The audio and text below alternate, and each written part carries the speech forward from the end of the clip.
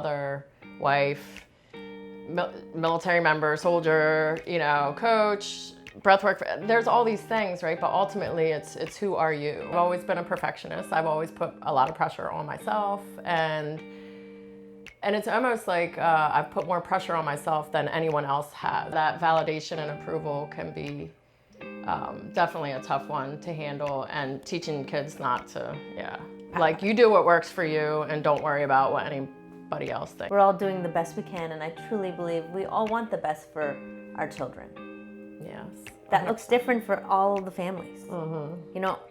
My best is not your best, and our value systems, may be a little bit different priorities, and I love that you're teaching him to trust his gut and intuition. And the societal pressure of that is it's kind of easy to fall into being not enough if you look and compare to everything else out there.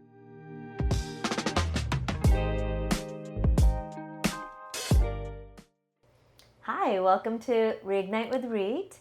Today I have Andrea Migliore, or Migliore, as they say in Italy.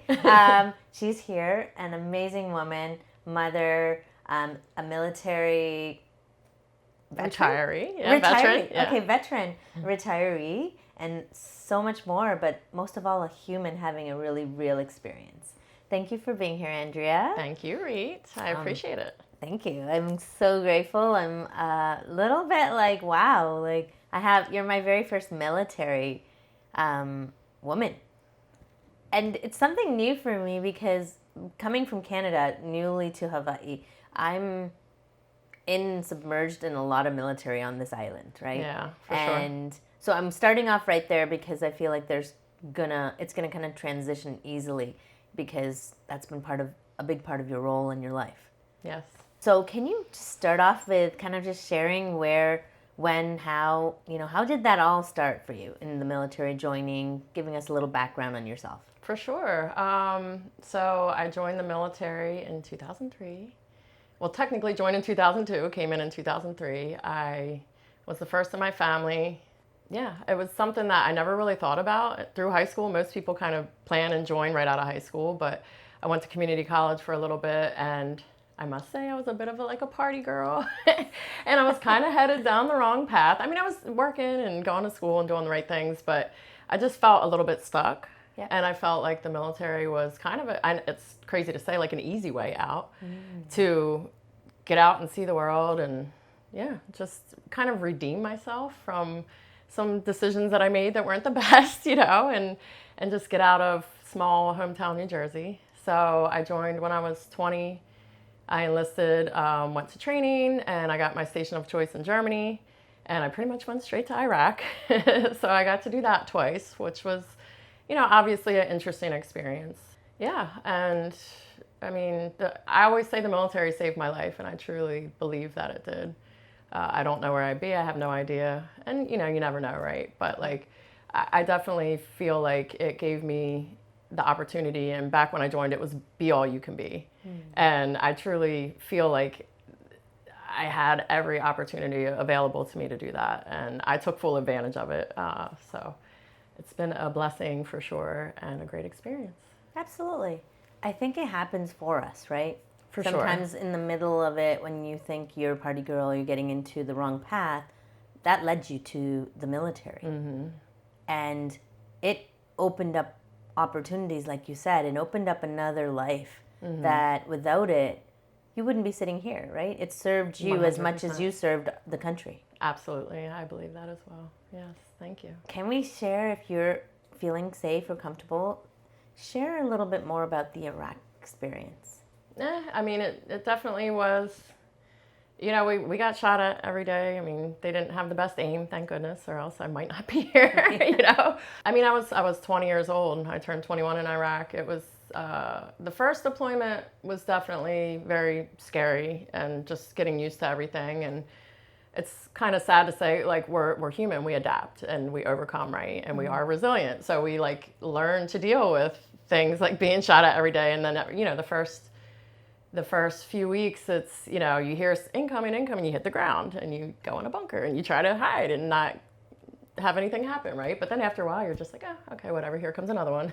So, I mean, obviously that's not normal to get used to stuff like that, but it just shows that we can adapt to certain things and adapt our behaviors to things that, it can apply to so many areas of life, as you can imagine. Absolutely. Yeah. But ultimately the experience was, I mean, for me, it was wonderful. It made me appreciate everything in life because, you're in a cot, in a tent, it's 140 degrees, like you have very little to live, and you just see how other people are living in the areas, around where you're moving through, and it just is a very grounding, awakening experience to just live with very minimal and not know if it is your last day or your last meal or what have you. And the second deployment, I was in a leadership position, so I had a team of soldiers that, here I am, I'm 21 years old,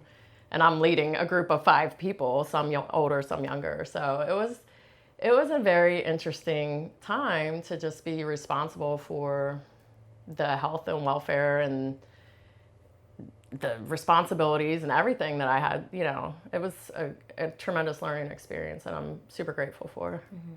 Yeah. How about the human side of it? I mean, I'm going to get clear about that. All of it is human. You're having a human experience, or the other people you're in charge of. And how did it sit with you from the other side, the people that were shooting at you?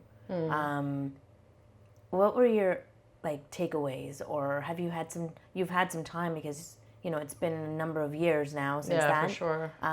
To see, maybe understand, or at least get some clarity. Is there anything from the other side? I know from us sitting here in the Western world, where in a way it's good versus bad. Yeah. And for me, it's not so clear. I feel the lines blur. Good versus bad, I don't really feel that's concrete. Yeah. We are all human at the end of the day. Yeah. Can you share a little bit more about, having to maybe shoot back? Yeah, that was something that I really did not want to have to do, and I'm so grateful that I did not have to do, because rolling out in a Humvee with weapons loaded, ready to go, and I'm like, please, Lord, don't make me have to shoot anyone, because I don't know that I could. I mean, I catch roaches in my house and let them out. You know what I mean? I can't even kill a bug. So I'm just very grateful that I didn't have to do that. As far as the human factor in them, you do what your society tells you to do, right? And I was in the military, I was trained to shoot, trained to kill, trained to do my job as well, right? To support the greater good of our service and country. But I mean, the folks there, they're taught to do the things that they did and to shoot the random mortars and RPGs and whatever at us. And I don't even know that they fully understood it. And I mean, to relate it kind of to other human factors, even when I had bad leadership, if I had somebody that was a supervisor was just, an a-hole or whatever, and I'm I would feel bad for them because they don't even understand what they're doing, you know what I mean? And that's kind of how it is. I know it's a little off track, but that's kind of how it is for those guys. They're doing what they're told to do. They're following orders. They're, they're brainwashed in their own way, which, our society can be just as well, depending on what you subject yourself to, right? So, I feel bad for anyone that doesn't have their own individual thought and can't lead with their own heart, because I don't think that they were leading with their hearts to do the things they did, right? They were just doing what they felt they had to do in their society.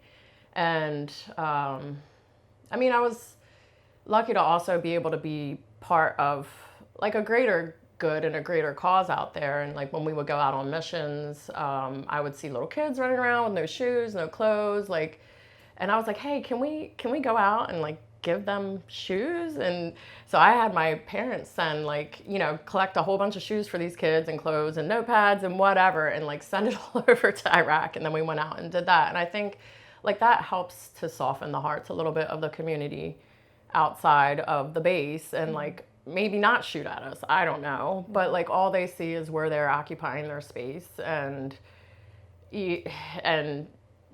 they don't want us there, and you know, if somebody's telling them that this is what they need to do. So I feel bad, just like I felt bad for my supervisors that were mean to me. Like, I feel bad for them. Yeah. They don't know what they're doing. They try to hurt us. They try to do bad things, but it's not, I don't think it's deep within their heart to do that. It's just they don't know any better.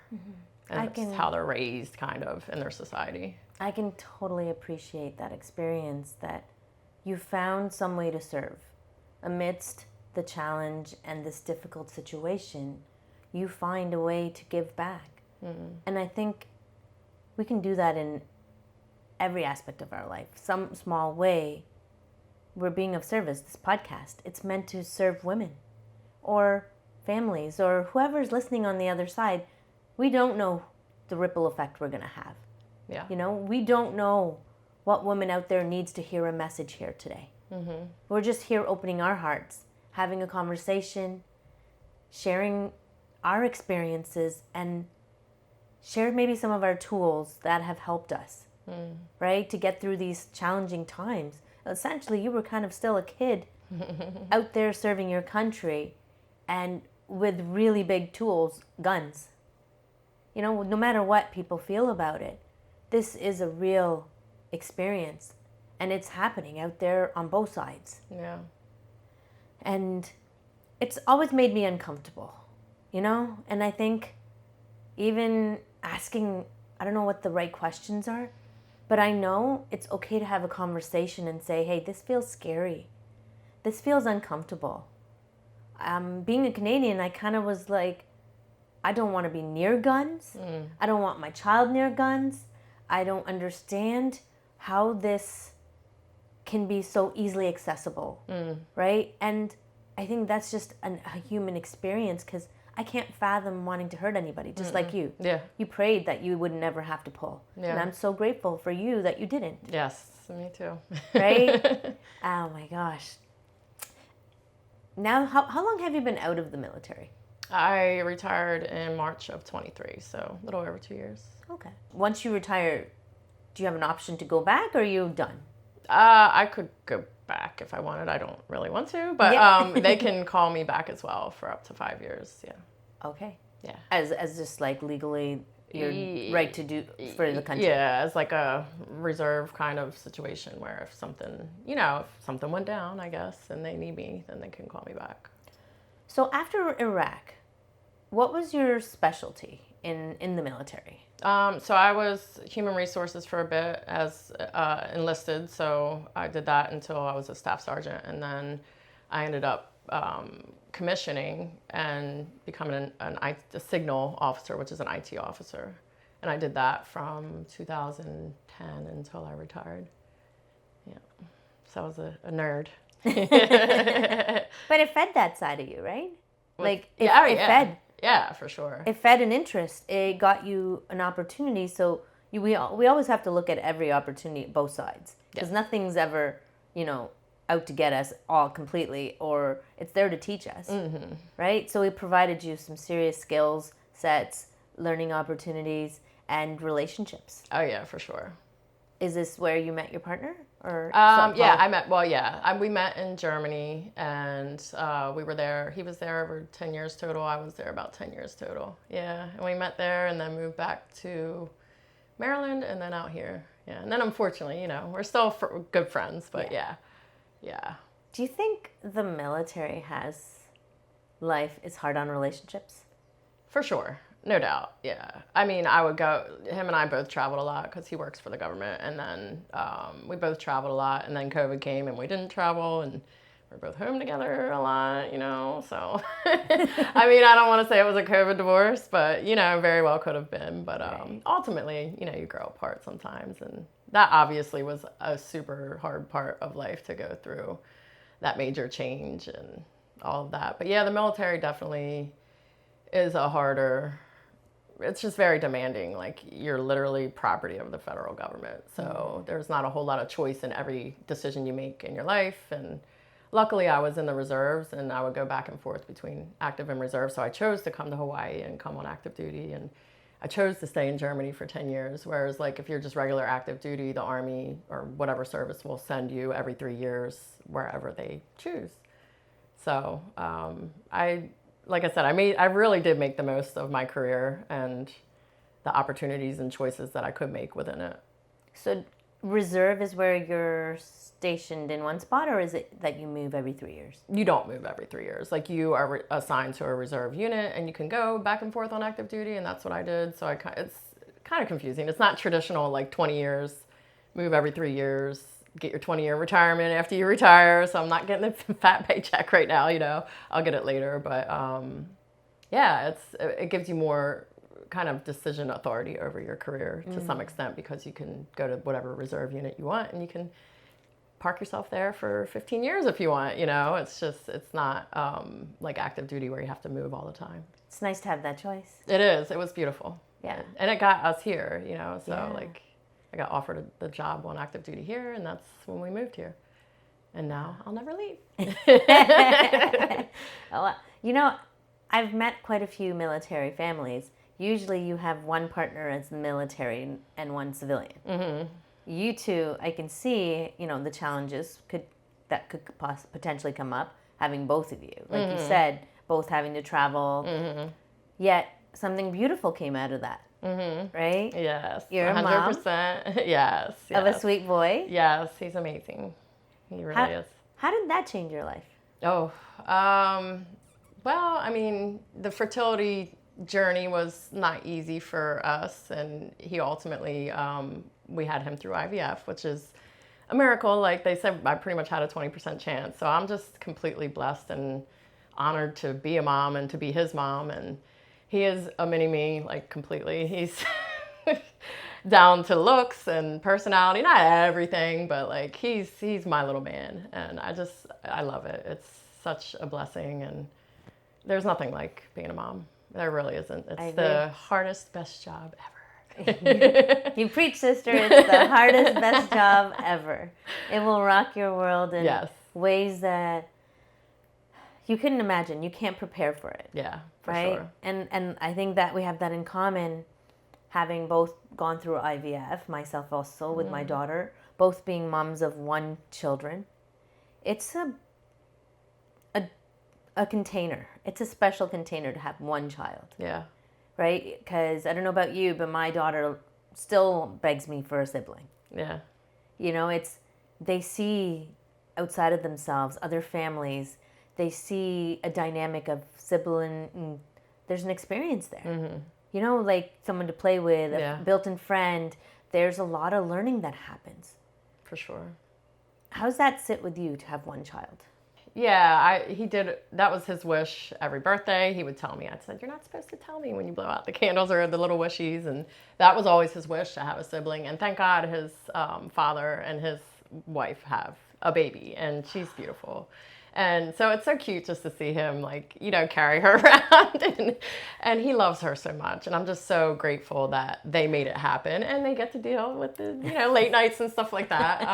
Of course, I would have loved to have done it again. But at this age and time, and given the conditions, of having a child, it's just not realistic. But I love our little, our relationship. And he is my little man, best friend, kind of, and good travel buddy. He's just amazing. So another sibling would be different, of course, and divide the attention. And I love to be able to give him 100%. And I also love that he has the whole family unit and the sibling. He has a stepbrother, and he has a little sister now, and they have the dog, the cat, the chickens, the whole family thing.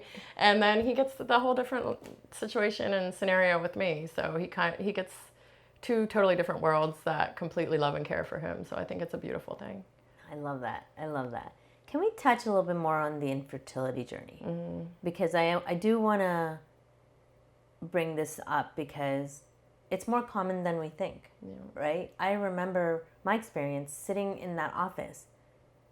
You go through different cyclings. You go monitoring every morning for a number of weeks and months, depending on your body and what your protocol is. And I would sit there and wonder to myself, how are hundreds of women, every morning here. Mm-hmm. What was your journey like that?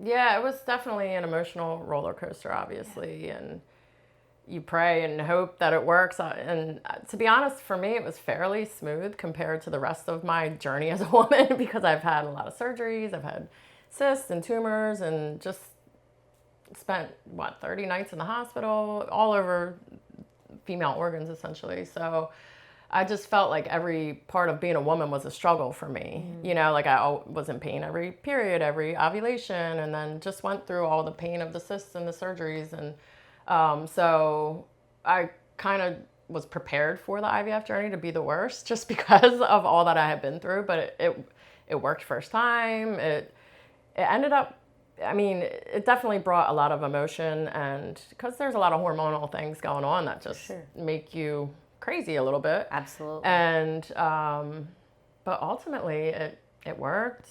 Pregnancy was beautiful. Birth, was a little bit, he was late, and I had to get basically 4. He wanted to stay in, so like it was 28 hours of labor, like all that stuff. It was but at the end of the day, you do it over and over again, right? Like for the opportunity that we got to, despite the odds. And so the journey, I think it was beautiful for me. How was the financial impact? Did the military help with that, or is that something you had to cover? No, it was, luckily, I mean, my ex Nathan and I, we both worked in IT, made good money, so it was kind of interesting when we went to the table of discussing, and they're like, well, you have these options. You can do 1 try for 15 grand and 3 tries for 20 grand, or unlimited tries for 25. I'm like, what is this? Are we talking about having a baby here? This is like a business, And I'm like, I guess so. So what did we do? We did the 3 tries, and we got like a military discount, which was cool. So I think it was, I don't know,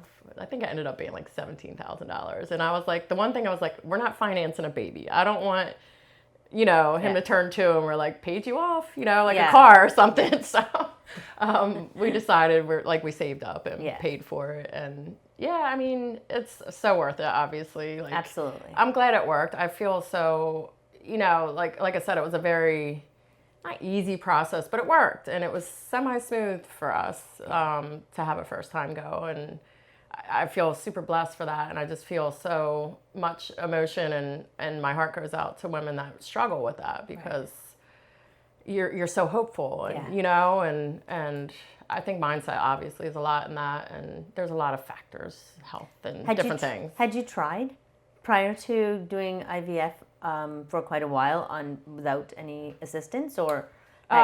We tried a bit. Like I've always, even to this day, I'm still on birth control to prevent ovulation so that I don't get cysts, because every time I stop birth control, I pretty much get a surgery.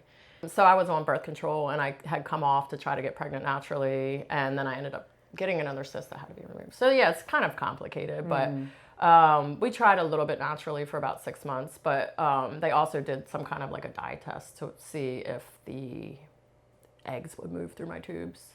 Because I had one ovary and tube removed, and the other one is still there. So that was the side that had to perform, basically. And they said that the dye didn't pass through. So all of that to be said, that they pretty much, IVF was the only option. Even the IUI wouldn't have necessarily worked for me. But I mean, great. Thank God there was an option, Absolutely. And we considered adoption as well. And but it's nice to have your little, your little you. Yeah, I agree. We also were open to adoption. We were headed that road as well. And we decided we're going to give it, after 2 failed IUIs, we said, I actually said, because it was my body, and after taking a break, saying, okay, I'm going to do one last try. We're going to do fully IVF. And gratefully, like you said, mindset is a lot. I went in after taking a break, taking some time for me, and really wanting it and being open, but also letting go. Trusting and letting go of the outcome is funny how that works. Yeah, for sure. Right? When you try to force your will, it's going to knock you down a little bit. For sure. And so that was a beautiful experience. Like you, I'm so grateful for our little humans. Because truly, she allows me to grow. They push our buttons and mirror us and trigger us, yet I have to do the work to find ways Yeah. to move through that and not repeat how things were done when I was a child. Yeah. Right? Yeah. And it's important work. Yeah. That's important work to change past how we were raised. Not good or bad. It's just we want to raise little conscious human beings that have tools to navigate this big old world. Yeah. And the life that's coming at us constantly changing. What do you do to help Donovan? What are some things, if we were to give some moms some, because it's not easy out there. Yeah. And with technology, with, disabilities, learning and focus, I know I'm challenged. I'm continuously trying to find new ways, better ways to keep engaged with my daughter, be present. She has some challenges with focus at the moment. So I'm not against or for medication. I'm sitting with it right now, seeing how else can I help her before I have to resort to that. Yeah. I think there's a different protocol for different families. We've really slowing down life. We're doing meditation with her before school every morning, 3 minutes, to just kind of, no matter what happens in the future, build these skills. Yeah. Give her a foundation where drop in, tap into your life, yourself right now. Yeah. All we have is right now. Yeah. What do you do with Donovan? Yeah, similar. Like his school does a little bit of a breathing exercise every morning. They call it Hanuha, which, in and out, which is beautiful. It's nice that his school does that for them and just teaches them, like you said, the foundations. It's funny. I have sound bowls and he'll play with them sometimes. Like if he's having a moment, I'm like, let's just go lay down. And if I'm having a moment, he does it for me and he'll be like, Mom, go lay down, and he'll play. And I'm like, oh my God, this is so sweet. Like he's so in tune and self-aware. To me, it's unbelievable. They are. At 8 years old, So I just really allow him to speak about his feelings and validate that everything that a child feels it's a normal feeling. And even if it wasn't our normal feeling, it's normal for them to feel whatever array of feelings they may have. So just to honor his feelings and let him speak about his feelings and parents can be so busy sometimes that we automatically just shut kids down and we don't want to hear about it and just do what I say and no talk back or anything. But I think it's so important to listen to your child and see where an outburst or something may be coming from. And then when I realize, even when I don't take the time to listen to them for whatever reason, if we're going somewhere, we just need to do something to happen. And, I might cut them off, but I always come back to it later and say, okay, what happened there? And let's talk about it. And then sometimes I'll realize that I was wrong, and I admit, and I say, thank you for bringing that to my attention. I just always want there to be an open channel of communication. And I feel like for me, especially as a single mom and just not having a baby and a lot of other things to look after, I have that opportunity to do that with him that other parents might not. If you have 3 or 4 kids running around and you're just like, nope, do what I say, get out, they might not have the time to stop and reflect with a child. And I do have that opportunity. So I feel like it's so valuable for him, and it makes him that much better of a human. And it makes me that much better of a human because, even the other day he said, I'm taking piano lessons and he's taking drum lessons. And he was struggling and I was trying to help him. And then I said, well, I had to practice my stuff a lot of times before I finally got it. And he's like, yeah, but you're probably not interrupted. Oh, okay. True. Point, It's amazing how they call you out. Right. And I was like, thank you for thank you for speaking your truth, because that allows, and I'm like, okay, I'm not going to, you do your thing, I said, but I also explained to him, that's what moms do. Moms always want to help. So whether, it's however he receives it, it might be felt a certain way, but just know that it comes from a good place, that as a mom, we always want to help and in any way we can. And sometimes it's not helping, and just just having that open communication, like any person. I really speak to him kind of like an adult. Yeah. Same with me. They're smart. So it's treat them how you want, you know, to be like, treated. Yeah, and just keep the communication open like any other human being that you would. I love deal that with. you said you own up to it, and I love that. I also, in my family, apologize. I get down to her level, and you know in your gut, in your heart, when you're in the wrong. Yeah. I was raised very much, you speak when you're spoken to. That's it. Like, you don't really have anything of value to say. You're a child. You don't know anything.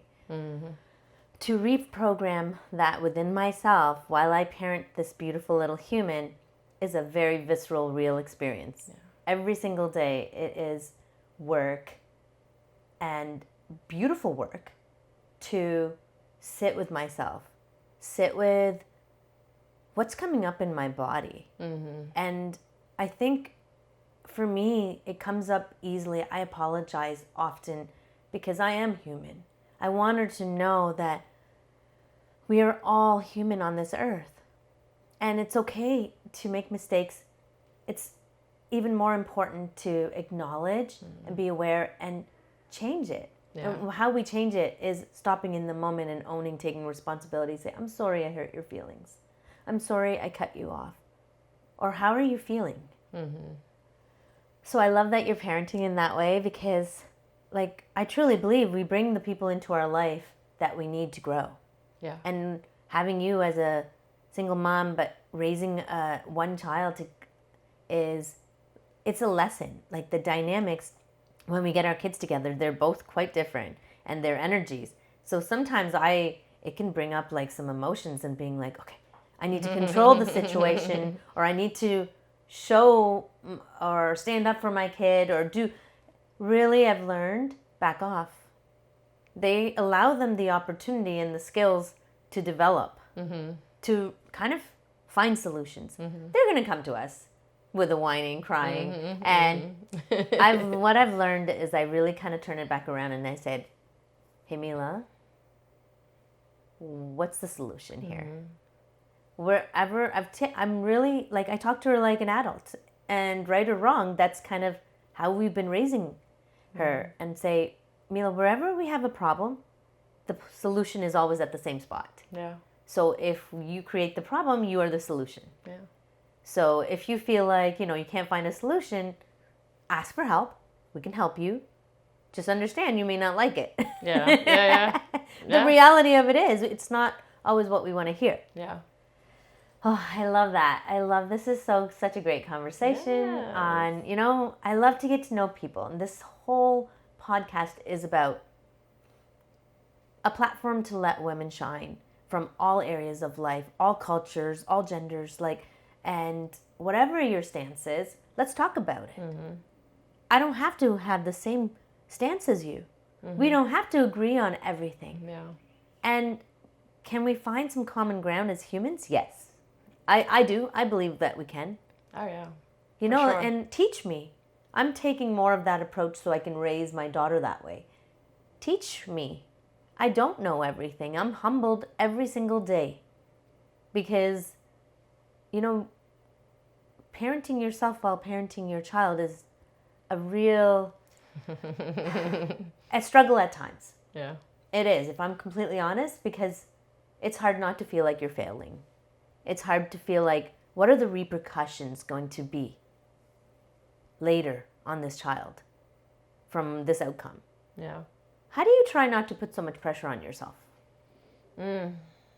Yeah, I mean, that's been a tendency that I have, is to put pressure on myself. We all do. And that, we all do. It makes us perform. It shows we care, right? Yeah. Like, to put the pressure on and to care about, okay, how's this going to impact my child 10, 15 years down the road? It shows that we care. But also just trusting. It's a matter of trust. And that's not always easy either to trust. And that's why we put the pressure. But just like you said, given the basic foundations of meditation and breathing and sharing feelings, and just having the human experience and trusting that that experience will lead to the right outcome, whatever that may be. Yeah. And trusting that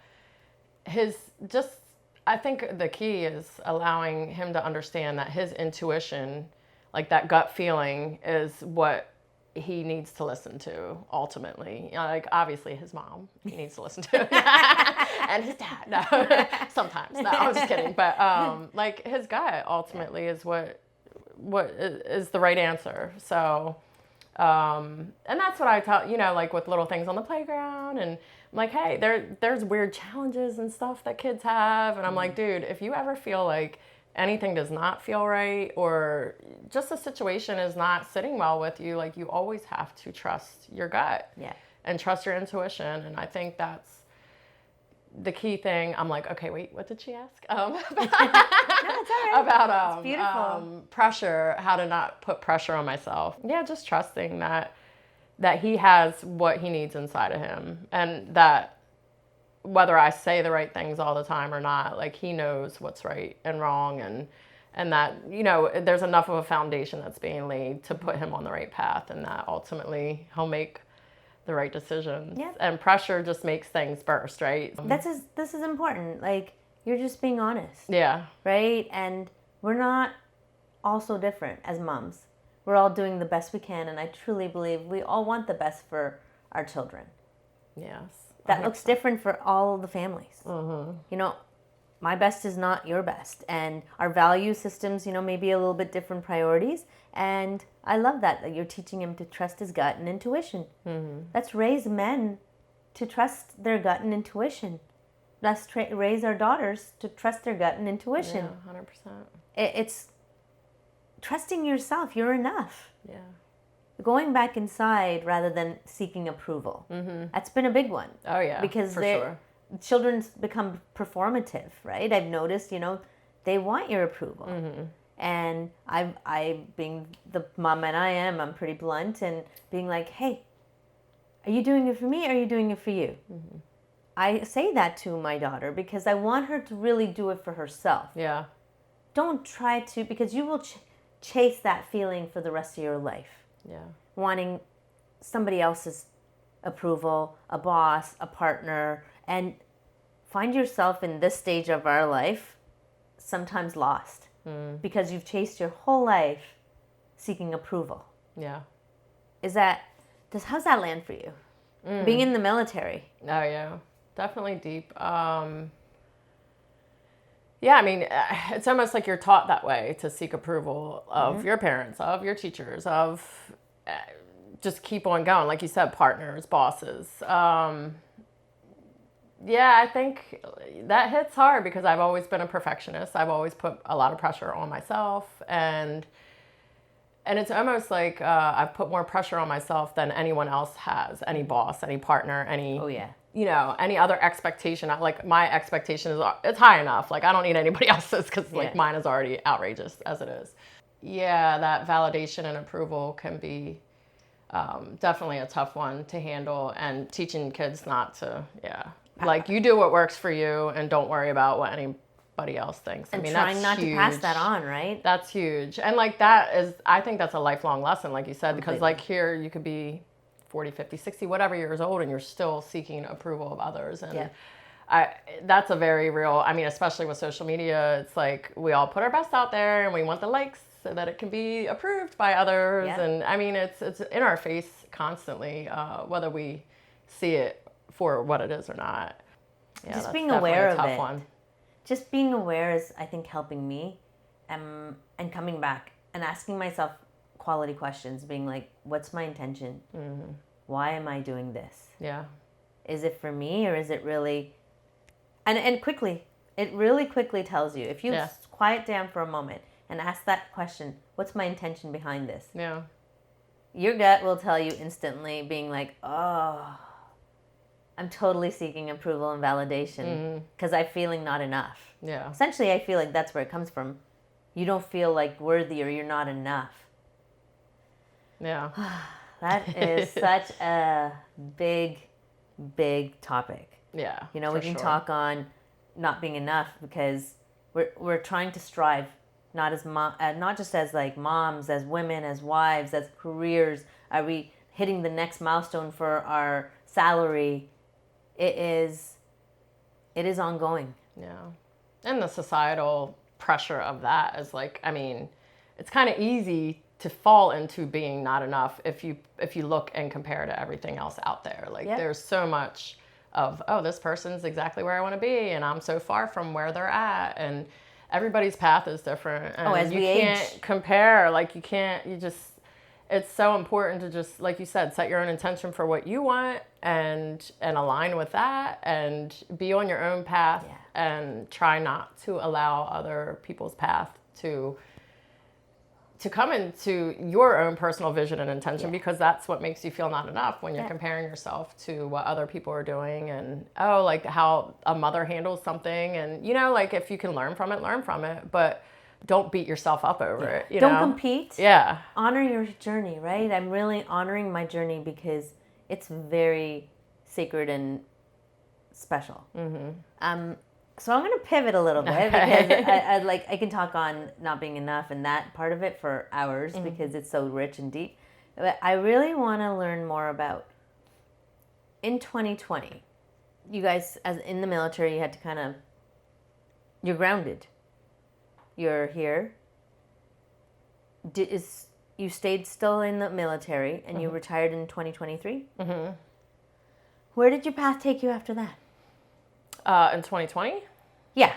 Basically, what was the transitioning out of it? Where was your mindset saying, what am I going to do after the military? Yeah. So there's a lot packed in there. But so about 2019, it was like summer of 2019, I created I was running a marathon, and I had never done that. And I was like, man, if somebody can train 16 weeks to run 26 miles, which I still believe is completely insane, like, you can do anything.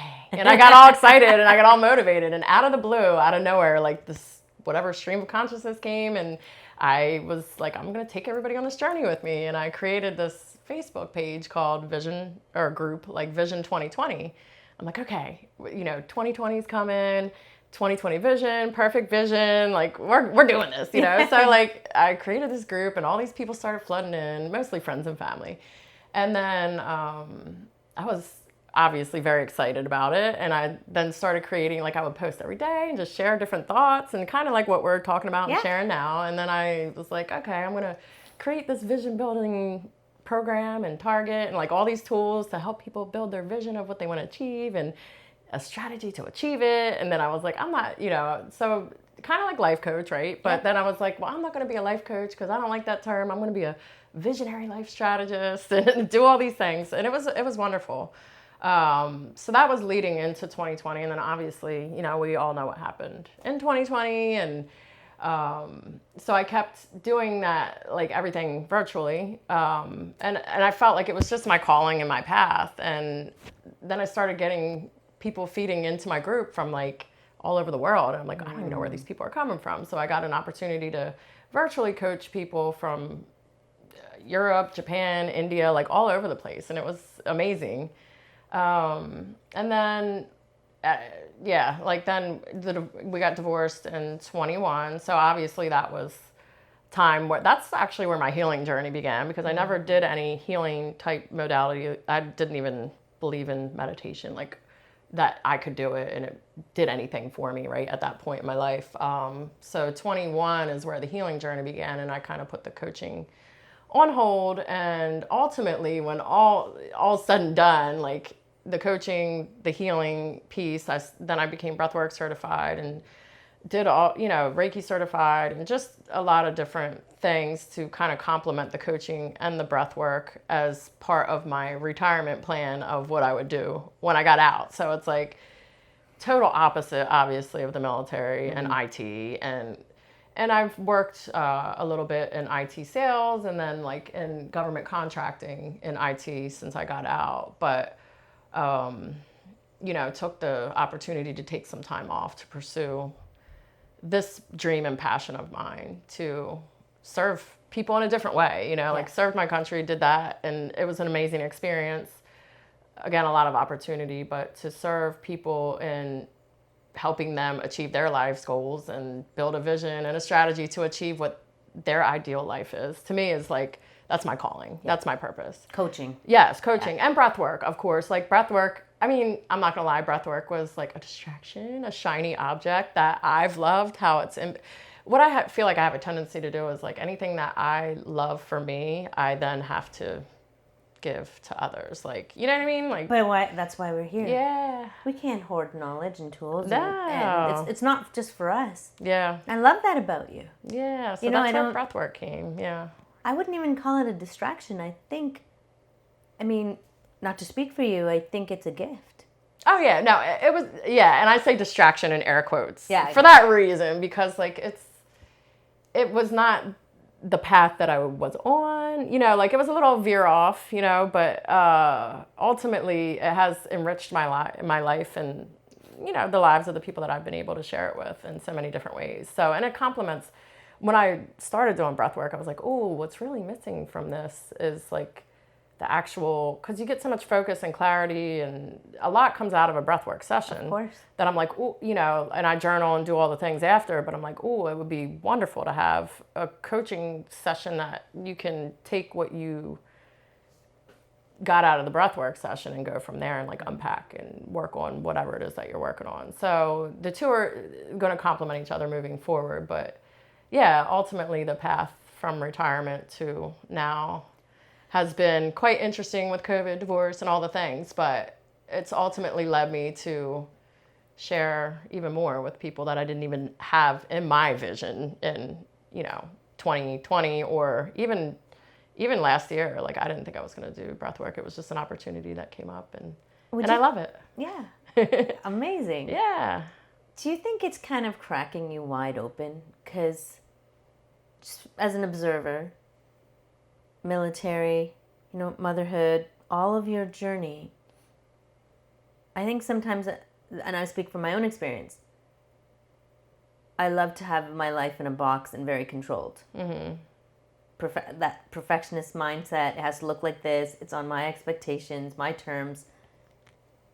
COVID kind of broke a lot of us out of that, because it's not on our terms. Mm-hmm. We're not here for our plan. We're here for a greater plan. I believe that with my whole heart. Yeah. And sometimes when you said, like, it's so different than military, aren't we like we're two different humans, right? Yeah. I feel like all of us have duality in us.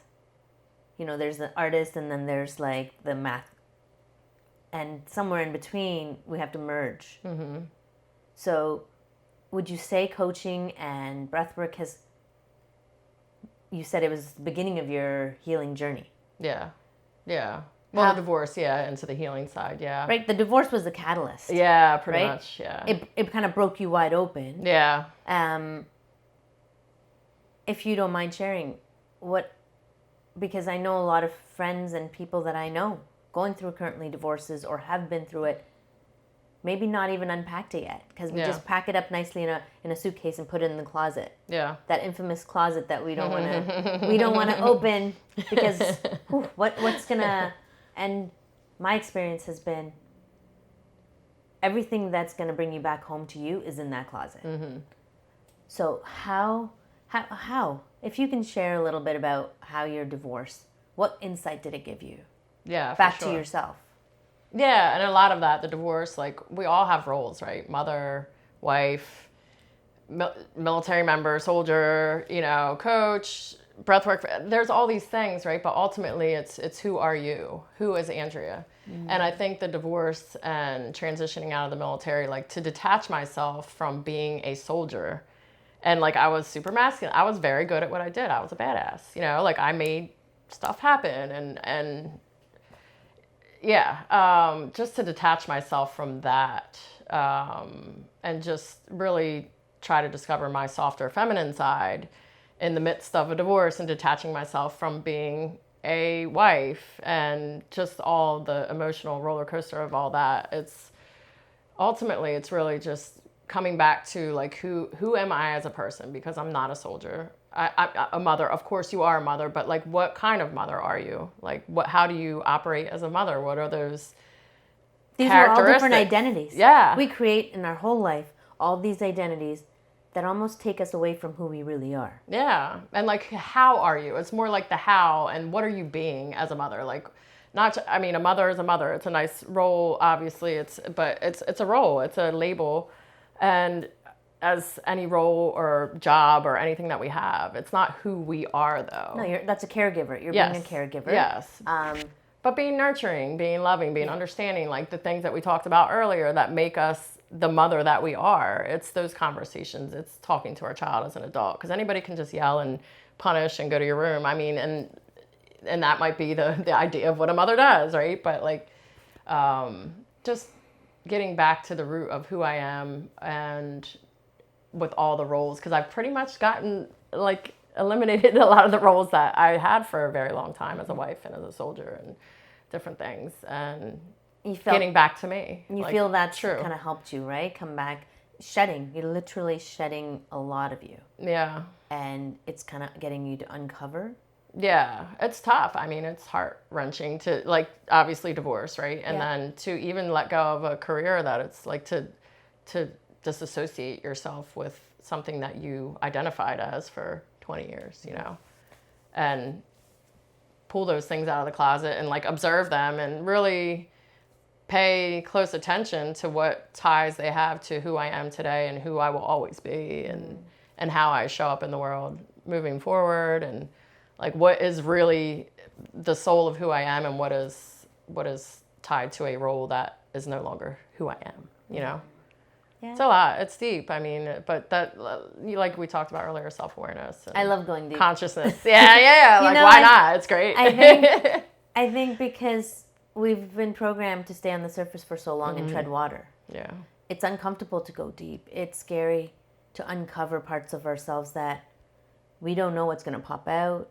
We don't know what reaction our body might have. Yeah. And this is something I think breathwork can be different every time you do it. 100%.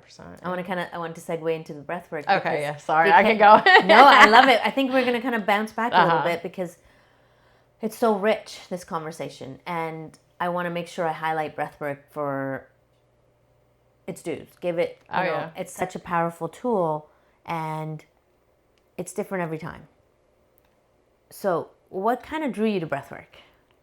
Well, I did it for my first time. It was actually May 7th, almost 3 years ago. So my almost 3-year anniversary. But like you said, it gives you a different experience every time, and it's always given me what I need. So if I need an emotional release, I did breathwork after, through the divorce process, like at the end of that process as well. And it just helped me lift all that emotional weight and just process things that I probably didn't even know existed before that. So you can come into breathwork with whatever intention that you want, but ultimately you're going to get what you need out of it. Can we back up for a sec? Yeah, sure. Can you explain breathwork? Because I kind of dove right in and I didn't get a clear offering of what is it, where did you get certified? Kind of lead us into that a little bit. Okay, so breathwork is, the one that I'm trained and certified in is like a deep diaphragmatic breathing process.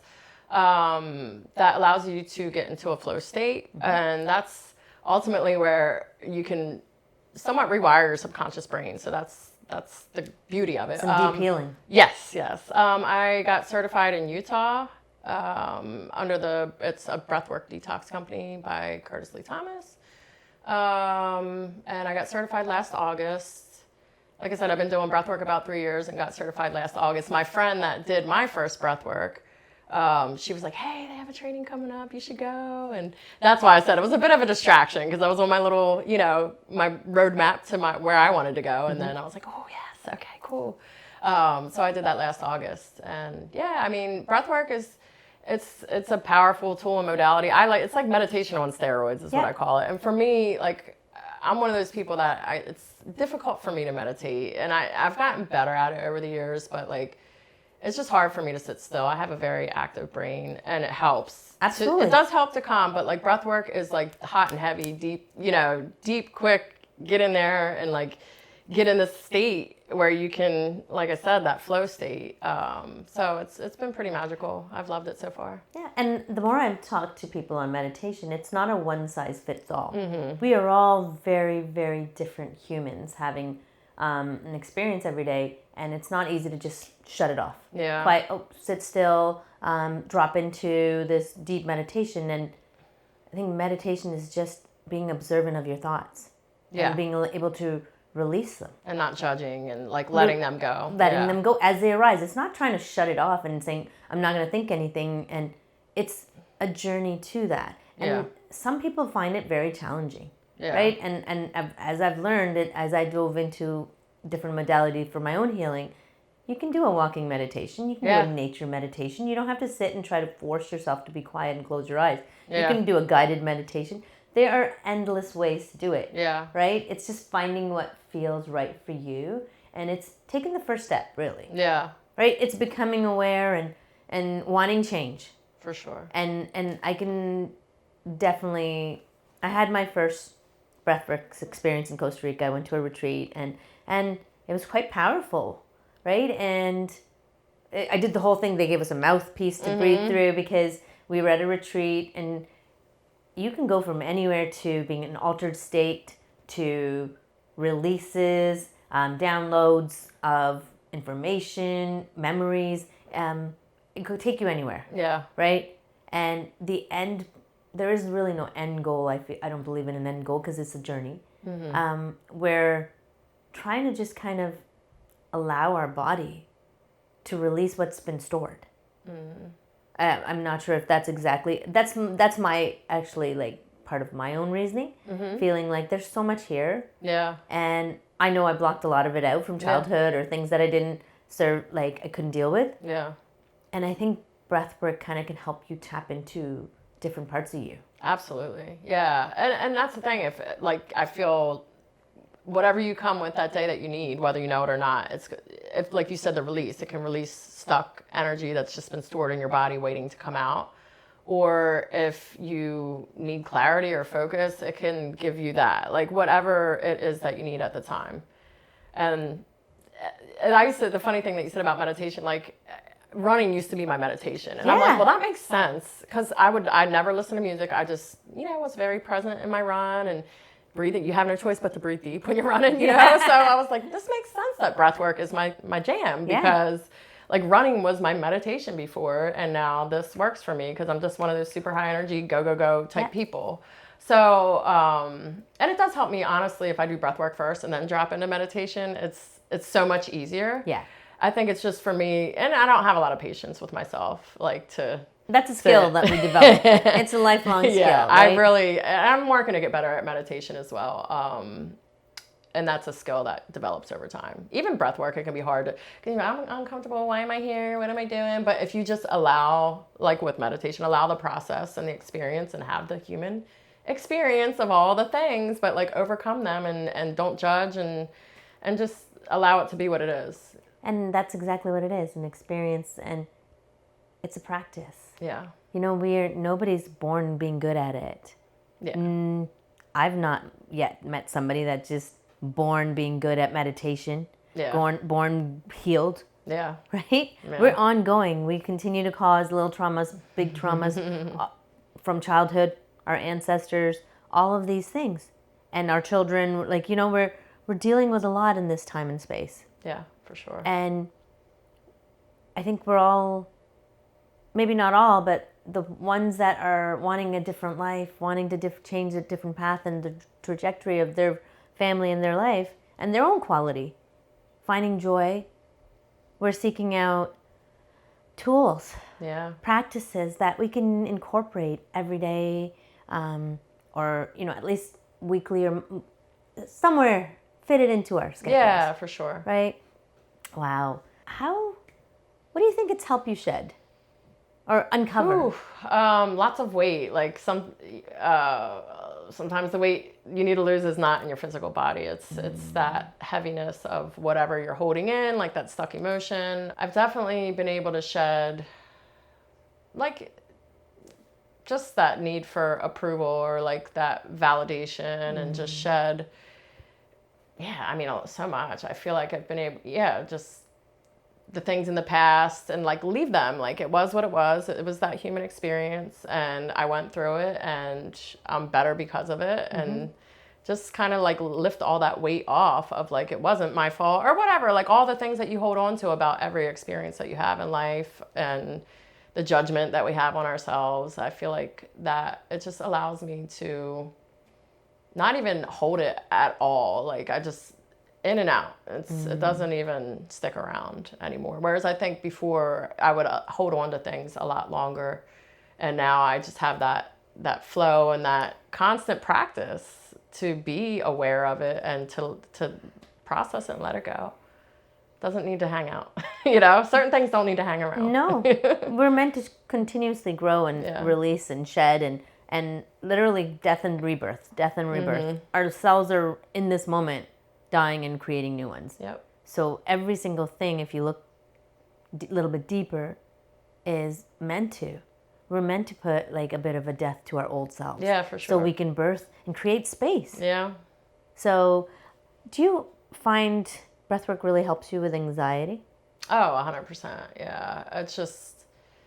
It moves that stuck energy. Yeah. It's just like... The best way I can describe it is I just feel free and weightless when I'm done. It's a natural high. You get high on your own supply, Well, I can imagine you're in the present moment. Oh, 100%. You're not myelinating about the past or thinking too far ahead.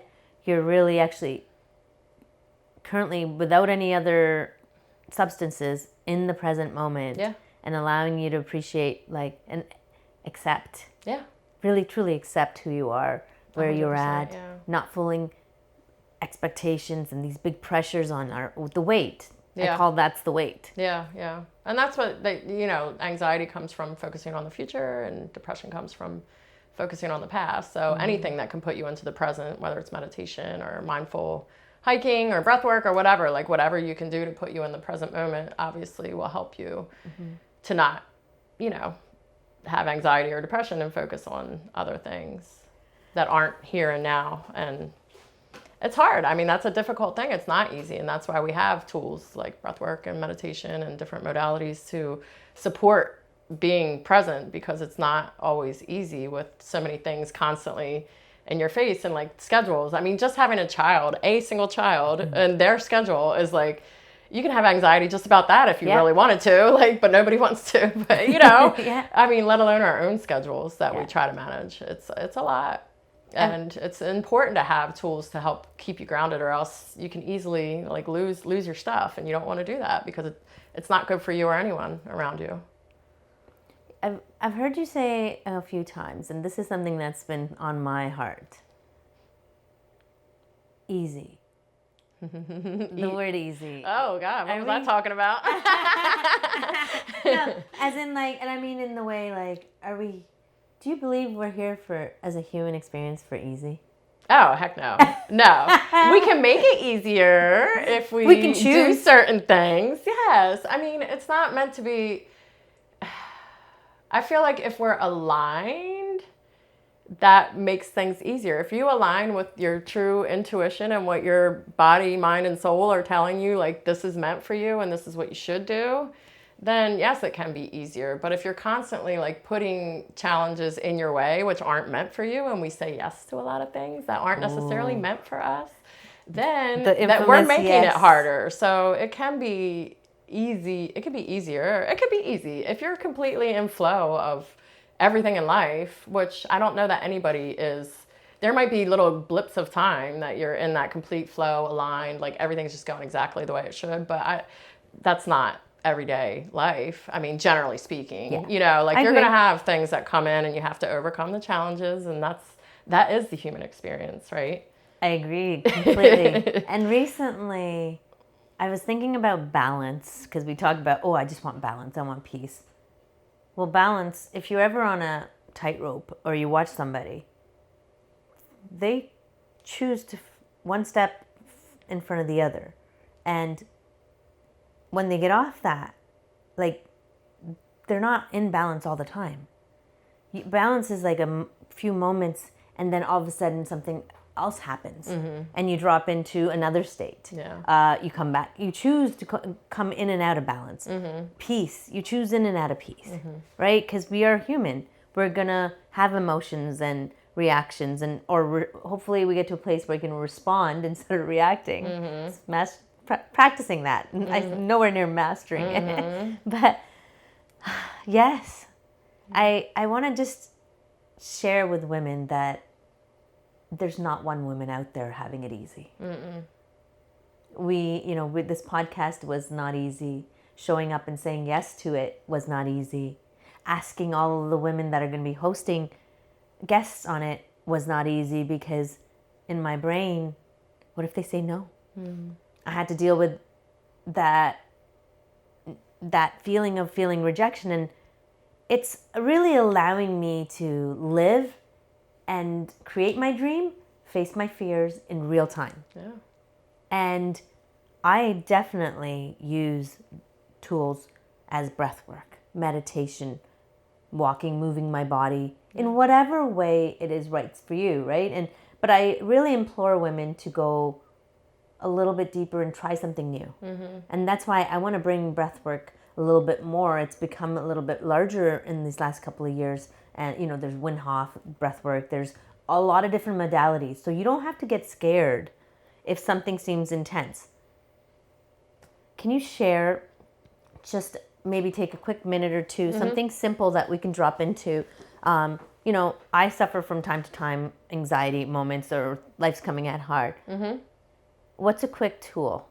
Well, there's two, I guess, that I could share real quick. Yes, please. I love it. And they're pretty common. Like the box breathing it's 4 seconds in through the nose, 4 second hold, 4 seconds out through the mouth, and then you hold on that release on the empty. And you just repeat that for like 3 to 5 minutes, and that helps you to get present and grounded. And another one is like a sigh of relief, you know, because like, when do we sigh? It's usually like after something big happens, or you finally found the thing you were looking for, or whatever the case, right? So instead of waiting until the natural sigh occurs, and that's your body's natural reaction to things, right? So if you do it 3 times just in the morning, to start every morning, just take a deep breath in. And just do it 3 times, and it sounds funny, you know, but who cares, right? Like, people, hey, let your neighbors hear it, share it with them. The older I get, the less I care about everything else, because it's about really sitting in myself. Yeah. Do you want to like maybe take a quick little round of box breathing? Yeah, sure. So I can use it. Yeah, for sure. Generally speaking, you want to close your eyes just to avoid any sensory distractions when you're breathing, and just really drop in and focus on maybe you can lead me. Yeah. And then I'll close my eyes. Okay, perfect. Okay. All right, cool. So lead me, sister. In through the nose. 2, 3, 4. Hold it. 2, 3, 4. Out through the mouth. 2, 3, 4. Hold. 2, 3, 4. In through the nose. 2, 3, 4. Hold. 2, 3, 4. Out through the mouth. 2, 3, 4. Hold. 2, 3, 4. In through the nose. 2, 3, 4. Hold. 2, 3, 4. Out through the mouth. 2, 3, 4. Hold. 2, 3, 4. And you can continue that for, we can continue that forever. Oh, you can. But usually 3 to 5 minutes is ideal if you just need to get grounded. And if you have 3 to 5 minutes, the sigh one, if you do like the in through the nose and sigh it out, like 3 of those, that takes less than a minute.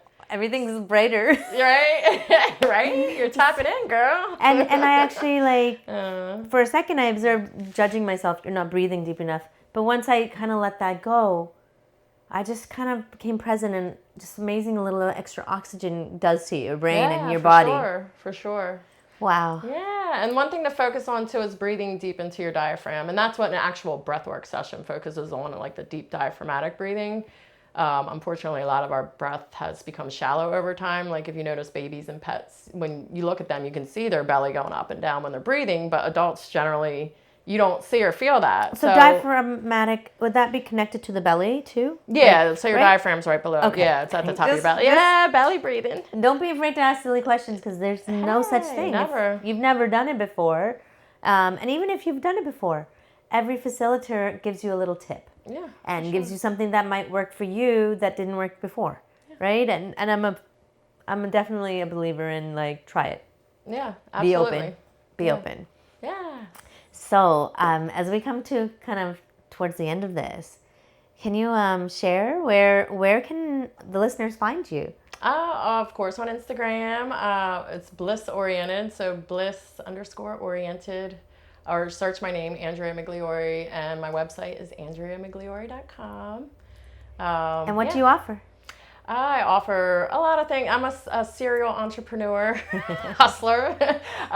So coaching, breathwork, photography. Those are the main three. But yeah, just check out everything's on my website. We love it. And it will all be in the show notes. And we'll include all the links to Andrea's website and all the offerings. And I just thank you so much for listening today. And that was such an amazing conversation. Thank you, Andrea, for coming. Thank you so much for inviting me. This is beautiful. Give her a follow on Instagram. Follow her journey. And you know what? We're all here to support each other. So I would love it if you liked, subscribed, shared. We can all help women. Share, listen to this episode, and if something resonates, or if you have a question, feel free to please drop it in the comments, reach out to me, and we just love hearing and providing service to women out there. Thank you so much, and we hope you have a beautiful day. Tune in to Reignite with Reet.